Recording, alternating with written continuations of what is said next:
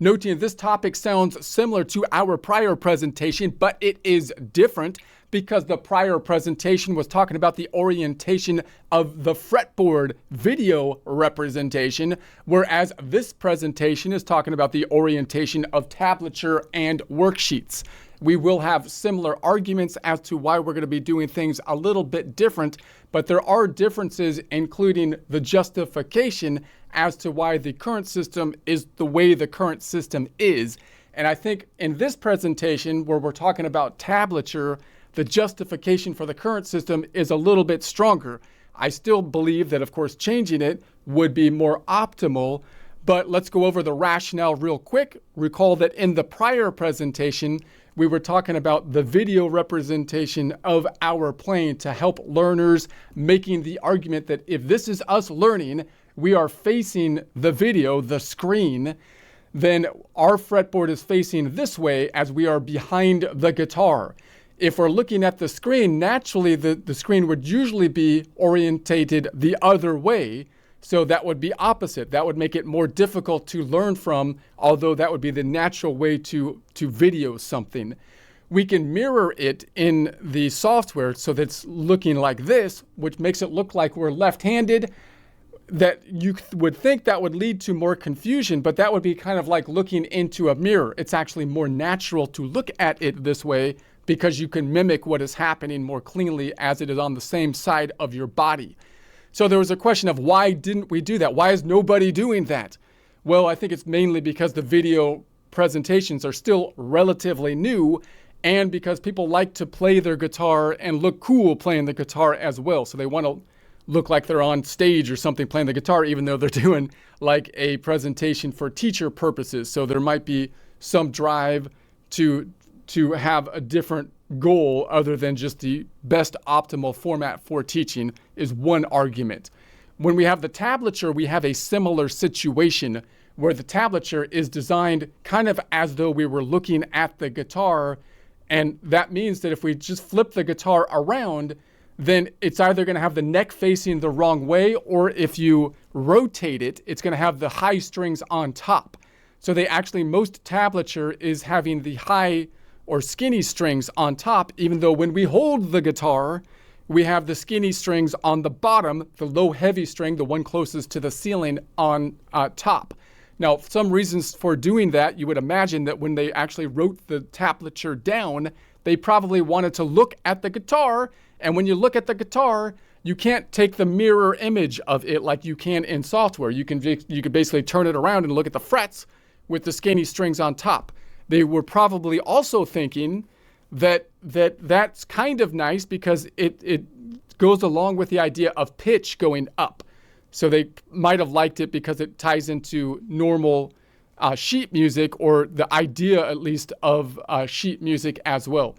So remember, when we're talking about these kind of worksheets, this is different than sheet music. So if you're learning like the piano or if you're learning classical type of pieces, then of course you have to read technical sheet music. If you're trying to play Beethoven or something like that, you're not allowed to play something different. There is a range of variants that you might be able to play in different styles and whatnot, but it's a lot tighter of a range. And that's really impressive that the sheet music is able to be as specific as it is able to be.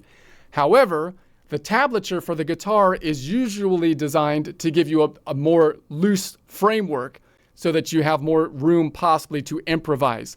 So some people think of it, well, it's just the easy way to do things. Yeah, okay, it's the easy way to do things as well, but it's also just giving you the outline, allowing you to do what guitar players often want to do more, which is to basically improvise over a general outline. So my argument would, of course, be that we should have the heavy E string on top for the same reason we talked about last time, because I want to be learning as I'm facing the worksheets to have the worksheets line up the same way I see them. So I would like the video presentations to be lined up so it looks like the player is left-handed, which I can do by taking the video and just taking the mirror image.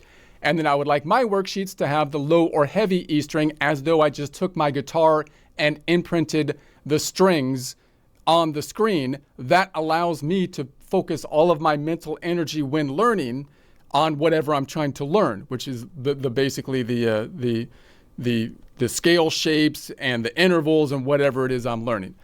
All right, so notice that nobody is really doing this. And again, it kind of boggles my mind that at this point in time, there's some things out there that's starting to do this, but the vast majority of everything out there, even with all the resources that we have, are not doing this. So we need to make the case as to why I think this would be a better way to do it, and then possibly ask why it's not being doing this way, and how will this affect any kind of translation issue.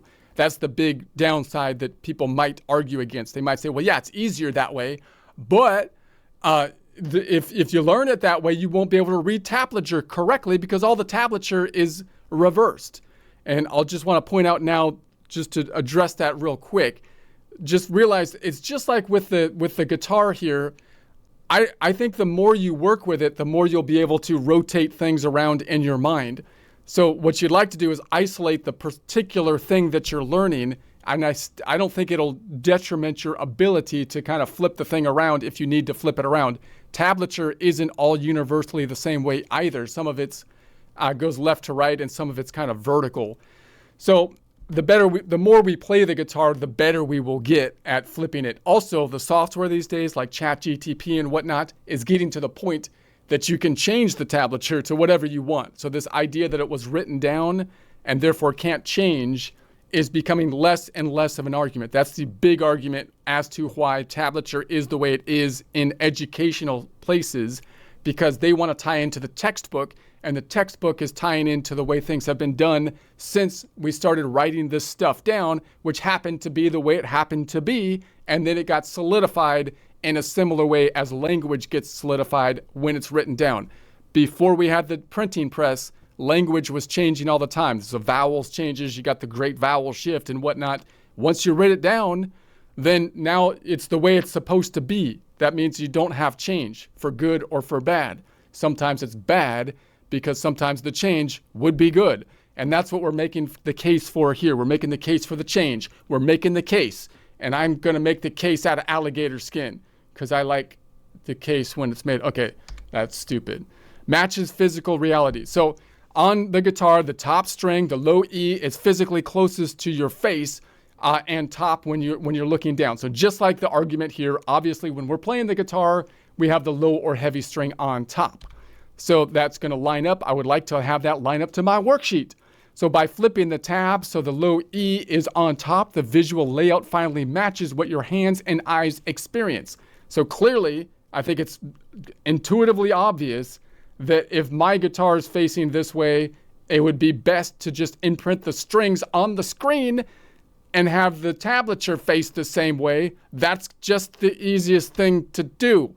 So that's not the way it's currently done, however. So this is the way I would make the tablature, or how I would represent the fretboard. We've got the low or heavy E string on top. The high E string is going to be on the bottom. But if you look the way tab is usually done, say here, it's reversed, meaning this is going to be the high string or the thinnest string on top. Or with chord charts, oftentimes it's vertical. So I think the attempt to make it vertical is an attempt to make the low string closer to the top. And notice why would they do that instead of just taking the mirror image? And I think it goes back to the idea that they want to imagine they're looking at the guitar, a physical guitar, and you can't take the mirror image of a physical guitar unless you show it into a mirror. You can rotate it around, and so if you rotate it around this way, you get the vertical fretboard, or you can rotate it all the way around where you get the skinny string on top. So it makes sense if you're trying to line it up to a physical guitar, which you're looking at from the front of it. But what we do when we play it is look at it from the back of it, and therefore it makes sense to do the mirror image of it. So that's why I think these two formats, you could still kind of see them once you get better and better at playing the guitar, but I think it'd be a lot more difficult to transpose than the easy thing, the natural thing, would be to line it up specifically to the way you're seeing it from your perspective from behind the guitar. All right, so matches, spreadsheet, and grid logic. So in Excel, we're going to be doing a lot of our stuff in Excel. We'll make that argument as to why that's the best software ever for music stuff. Yeah, because you're an accountant, you say that. No, it's not because I'm an accountant, maybe a little bit, but it's the best for music stuff, I'm telling you. So in Excel or a matrix space, the top row is the top, naturally aligning to the low string. So we can obviously line it up by basically imagining that we imprint the strings on the screen in our Excel worksheet, and it's just perfect. So this allows a true one-to-one logic in fretboard mapping, scale construction, and modal patterning. So now I have something here that basically I can visualize my hand as I'm playing as one-to-one as possible. That's what you want with tablature, because it's not right. So